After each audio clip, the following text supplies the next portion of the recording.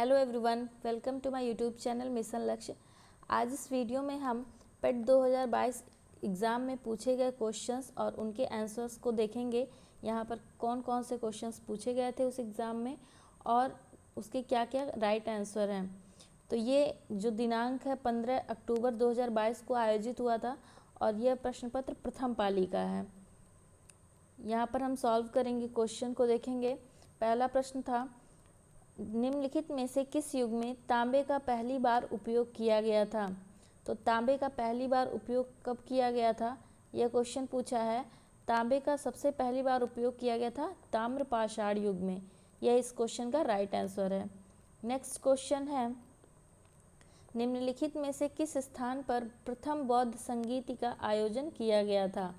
तो यहाँ पर बौद्ध संगीत के आयोजन के बारे में पूछा है। प्रथम बौद्ध संगीत का आयोजन कब हुआ था। तो प्रथम बौद्ध संगीत का आयोजन हुआ था राजगीर में। आप सभी को पता है कि बौद्ध संगीति 4 हुई थी। यहाँ पर प्रथम बौद्ध संगीति से प्रश्न पूछा है। नेक्स्ट क्वेश्चन है, निम्नलिखित में से कौन वह व्यक्ति है जिसका नाम देवानाम प्रियदर्शी भी था। तो यहाँ पर हम जब प्राचीन इतिहास पढ़ेंगे तो वहाँ पर देवानाम प्रियदर्शी जो है वो किस राजा का नाम था। तो वह नाम था मौर्य सम्राट अशोक का। तो यहाँ पर इस क्वेश्चन का राइट आंसर हो जाएगा मौर्य सम्राट अशोक। इनका क्या नाम था, देवानाम प्रियदर्शी। अगला प्रश्न पूछा गया था, संगमरमर पर पित्राद्युरा या रंगीन पत्थर की जड़ाई का काम किसके समय में बहुत लोकप्रिय हुआ। तो जो संगमरमर पर पित्राद्युरा शैली जो थी,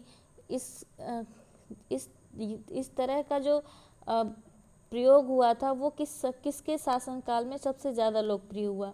तो वह लोकप्रिय हुआ था शाहजहां के समय में। अगला प्रश्न है, जब ईस्ट इंडिया कंपनी की स्थापना हुई तब भारत पर निम्नलिखित में से किसका शासन था। ईस्ट इंडिया कंपनी की स्थापना हुई थी। जब भारत में ईस्ट इंडिया की कंपनी की स्थापना हुई थी तो उस समय भारत में मुगल सम्राट का शासन था। तो यहाँ पर आंसर होगा कि जब ईस्ट इंडिया कंपनी की स्थापना हुई थी भारत में, तब भारत पर मुगल सम्राट का शासन था। अगला प्रश्न है, भूदान ग्रामदान आंदोलन निम्नलिखित में से किसके द्वारा शुरू किया गया था। तो दोस्तों, जो भूदान ग्रामदान आंदोलन था यह शुरू किया गया था विनोबा भावे के द्वारा।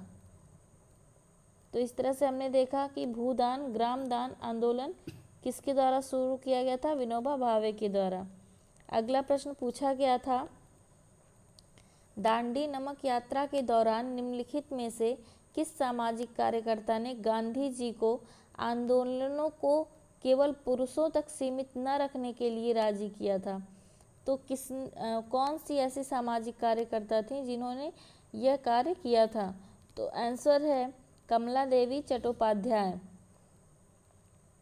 अगला प्रश्न है, राष्ट्रवाद की पहली स्पष्ट अभिव्यक्ति निम्नलिखित में से किस क्रांति के साथ हुई थी।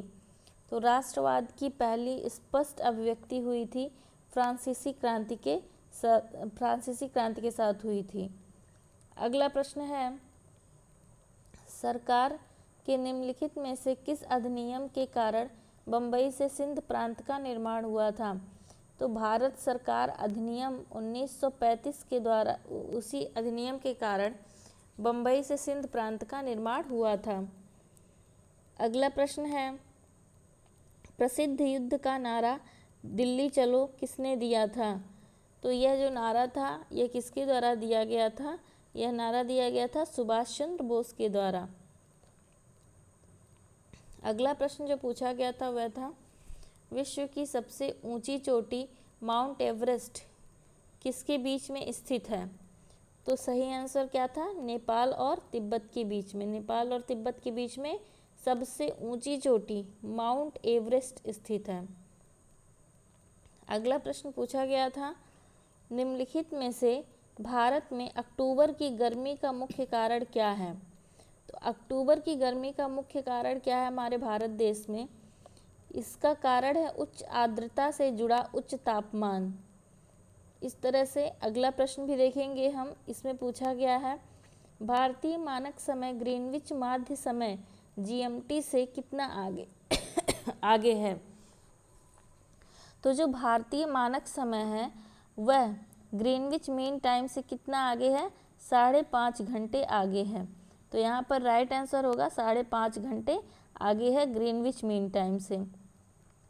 नेक्स्ट क्वेश्चन देखेंगे, निम्नलिखित में से कौन जनसंख्या वितरण को प्रभावित करने वाला आर्थिक कारक नहीं है।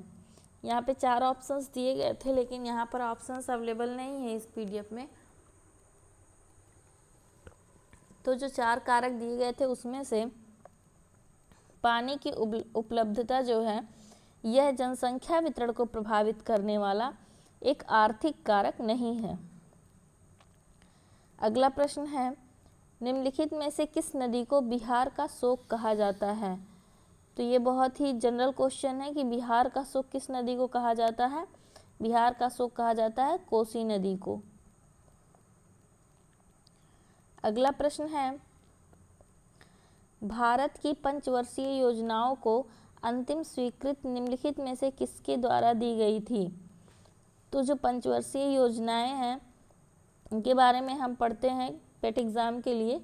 तो यहाँ पे पूछा गया पंचवर्षीय योजना को अंतिम स्वीकृति किसके द्वारा दी गई थी, राष्ट्रीय विकास परिषद के द्वारा दी गई थी अंतिम स्वीकृति। अगला प्रश्न पूछा गया था, किसी भी विकासशील अर्थव्यवस्था के प्रारंभिक चरणों में अधिकांश गतिविधियां किस क्षेत्र से संबंधित होती हैं। तो कोई भी यदि विकासशील अर्थव्यवस्था है उसके प्रारंभिक चरण में जो अधिकांश गतिविधियां होती हैं वो प्राथमिक क्षेत्र से संबंधित होती हैं। 3 क्षेत्र होते हैं, प्राथमिक, द्वितीयक और तृतीयक। तो यहाँ पर विकासशील अर्थव्यवस्था के प्रारंभिक चरणों में पूछा गया, तो प्रारंभिक चरणों में जो है वो प्राथमिक गतिविधियां होती हैं विकासशील अर्थव्यवस्था के चरण में। अगला प्रश्न है, निम्नलिखित में से कौन सा हरित क्रांति की रणनीति का हिस्सा था। तो उस ऑप्शंस में से all of this correct answer था। नेक्स्ट क्वेश्चन है, निम्नलिखित में से कौन एक वाणिज्यिक बैंक नहीं है।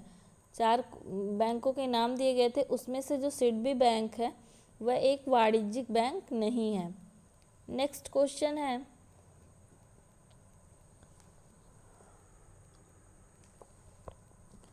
निम्नलिखित में से कौन सा सार्वजनिक क्षेत्र का उपक्रम संसद के तहत एक विशेष कानून पारित करके स्थापित किया गया है।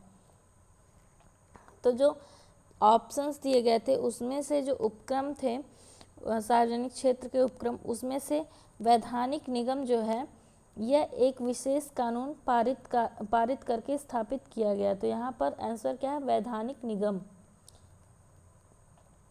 अगला प्रश्न क्या था, भारत की संघ कार्यकारिणी में निम्नलिखित में से कौन शामिल नहीं है। तो संघ कार्यकारिणी में कौन शामिल नहीं होता है, राज्यों के मुख्यमंत्री संघ कार्यकारिणी में शामिल नहीं होते हैं। नेक्स्ट क्वेश्चन है, किसके पास मौलिक अधिकार को लागू करने की शक्ति है। मौलिक अधिकारों को कौन लागू कर सकता है। आंसर क्या है, सर्वोच्च न्यायालय और उच्च न्यायालय। अगला प्रश्न है, भारत में राष्ट्रीय मानवाधिकार आयोग निम्नलिखित में से किस मंत्रालय के अधीन है। तो राष्ट्रीय मानवाधिकार आयोग जो है यह किस मंत्रालय के अधीन है, यह गृह मंत्रालय के अधीन है। और एक बात ये कि राष्ट्रीय मानवाधिकार दिवस कब मनाया जाता है, राष्ट्रीय मानवाधिकार दिवस 10 दिसंबर को मनाया जाता है। अगला प्रश्न है, निम्नलिखित में से किसे किसी केंद्र शासित प्रदेश में उच्च न्यायालय स्थापित करने का अधिकार है। किसी भी केंद्र शासित प्रदेश में उच्च न्यायालय स्थापित करने का अधिकार किसको होता है, संसद को होता है। अगला प्रश्न है, निम्नलिखित में से कौन सा अनुच्छेद भारतीय संविधान में सर्वोच्च न्यायालय की स्थापना और गठन के बारे में है। तो संविधान में सर्वोच्च न्यायालय की स्थापना और गठन के बारे में अनुच्छेद 124 में बताया गया है। तो यहाँ पर राइट आंसर क्या हो जाएगा, अनुच्छेद 124, जिसमें सर्वोच्च न्यायालय की स्थापना और गठन के बारे में बताया गया है। अगला प्रश्न है, तारों का रंग निम्नलिखित में से किस पर निर्भर करता है। तो तारों का रंग जो होता है, जो आसमान में तारे हम देखते हैं, उनका रंग उनके तापमान पर निर्धारित होता है। अगला प्रश्न है, निम्नलिखित में से कौन सी गैस ग्लोबल वार्मिंग के लिए जिम्मेदार है। तो ग्लोबल वार्मिंग के लिए जो गैस जिम्मेदार होती है उसे कहते हैं ग्रीन हाउस गैस, और इस इफेक्ट को क्या कहते हैं, ग्रीन हाउस इफेक्ट। अगला प्रश्न है,